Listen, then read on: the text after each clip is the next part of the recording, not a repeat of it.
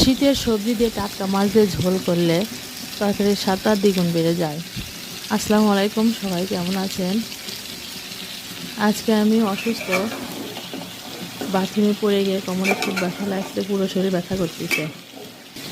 ভাবছিলাম উঠতেই পারবো না, তারপরও আমি যদি না উঠি সবাই না খেয়ে থাকবে, কি আর করার। অনেক কষ্ট করে উঠলাম, উঠে রান্না করার চেষ্টা করতেছি। পটল, আলু, বেগুন, ফুলকপি দিয়ে ঝোল রান্না করতেছি। বেগুনের বাসায় কেউ খায় না, কিন্তু আমি আজ জোর করেই দিলাম যে নতুন তরকারি।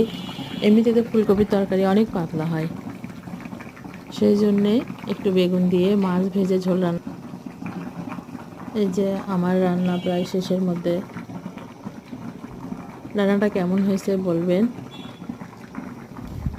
আমি আগে তেমন রান্না ভালো পারতেছিলাম না, এখন একটু চেষ্টা করি। সবাই ভালো থাকবেন।